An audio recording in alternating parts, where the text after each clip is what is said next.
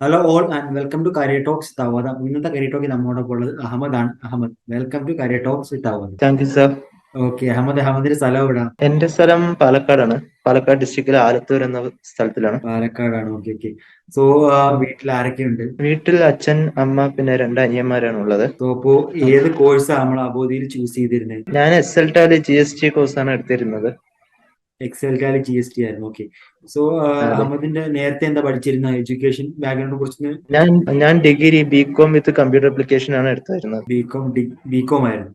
So അതുകൊണ്ട് തന്നെയാണോ അതെ എക്സെൽറ്റാലി GST ചൂസ് ചെയ്തത്? അതുകൊണ്ട് തന്നെയായിരുന്നു എക്സെൽറ്റാലി എന്ന കോഴ്സ് ചൂസ് ചെയ്തിരുന്നത്? അതെ, അതുകൊണ്ട് എസ്എൽടാലി GST കോഴ്സ് ചൂസ് ചെയ്തിരുന്നത്. സോ അഹമ്മദ് ഇപ്പോ കറന്റ് എന്ത് ചെയ്യാ? ഇന്റേൺഷിപ്പിലാണോ? ഞാനിപ്പോൾ ഇന്റേൺഷിപ്പ് ചെയ്തുകൊണ്ടിരിക്കുകയാണ്. ഡിജി കമ്പനി ഇടപ്പള്ളി എറണാകുളം. ഓക്കെ. അവിടെ അപ്പം ഇപ്പോൾ ഇന്റേൺഷിപ്പ് വർക്ക് സ്റ്റാർട്ട് ചെയ്തിരുന്നു. സ്റ്റാർട്ട് ചെയ്തു. എത്ര ടൈം സ്റ്റാർട്ട് ചെയ്തിട്ട്?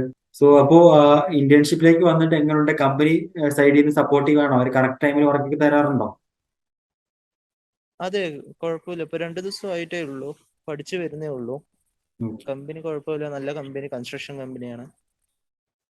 കുഴപ്പമില്ല. Okay okay.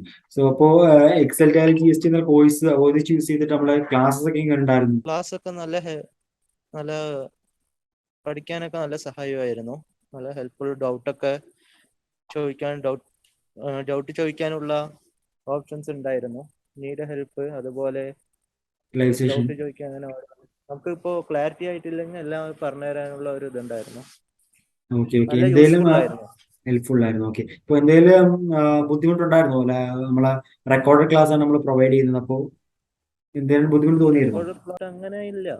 നമുക്കിപ്പോ അങ്ങനെ റെക്കോർഡ് ക്ലാസ് കണ്ടിട്ട് അതിന്ന് മനസ്സിലാവാത്തത് ലൈവ് സെഷനിൽ വന്നിട്ട് ചോദിക്കുമ്പോൾ നല്ല ക്ലാരിറ്റിയോടെ കിട്ടുന്നുണ്ട്. Okay okay. സോ എപ്പോഴായിരുന്നു അഹമ്മദ് ക്ലാസ് കണ്ടിരുന്ന ഒരു ടൈം ഷെഡ്യൂൾ എപ്പോഴായിരുന്നു? ഞാൻ ഈവനിങ് ആയിരുന്നു. ഈവനിങ് ആയിരുന്നു. Okay okay. എത്ര ടൈം കൊണ്ട് കംപ്ലീറ്റ് ചെയ്തായിരുന്നു നമ്മുടെ ക്ലാസ്? ഏകദേശം 3 മന്തിന്റെ ഉള്ളിൽ കംപ്ലീറ്റ് ചെയ്തു. 3 മന്തിനുള്ളിൽ കംപ്ലീറ്റ് ചെയ്തായിരുന്നു. അതെ ഓക്കെ ഓക്കെ. അപ്പൊ ഒരു ഫസ്റ്റ് ടൈം ആണോ ഇന്റേൺഷിപ്പിലേക്കൊക്കെ പോകുന്നത്? അതെ, ഫസ്റ്റ് ടൈമാണ് ഫസ്റ്റ് ഇന്റേൺഷിപ്പിന് ടൈം ആണ്. പോകുന്നത്. ഓക്കെ.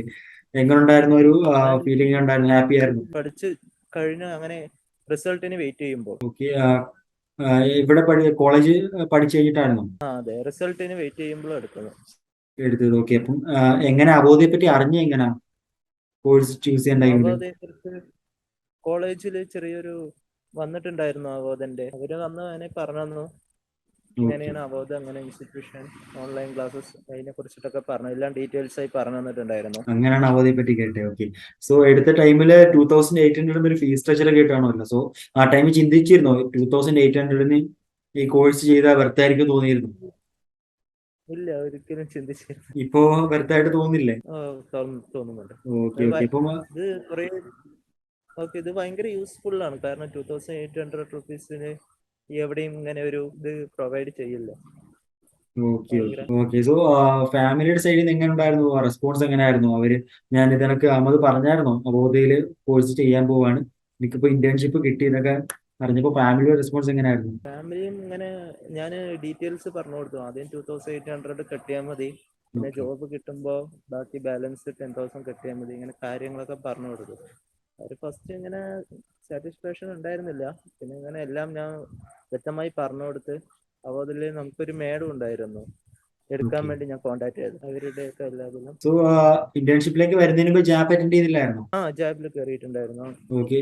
ജാബിനെ കുറിച്ചൊരു ഫീഡ്ബാക്ക് പറയാം. ജാബ് നല്ലൊരു നല്ല യൂസ്ഫുൾ ആയിരുന്നു. അതിൽ ട്രെയിനിങ് തരുന്നുണ്ടായിരുന്നു. ഇന്റർവ്യൂ നമ്മൾ എങ്ങനെ അറ്റൻഡ് ചെയ്യണം, അതിനുള്ള കോൺഫിഡൻറ്റ് എല്ലാം, നമ്മൾ എങ്ങനെ ഇന്റർവ്യൂ അറ്റൻഡ് ചെയ്യണം, അതിൽ ഇന്റർവ്യൂക്ക് ചോദിക്കാവുന്ന ചോദ്യങ്ങൾ, ബേസുകൾ എല്ലാം പറഞ്ഞു തരുന്നുണ്ടായിരുന്നു.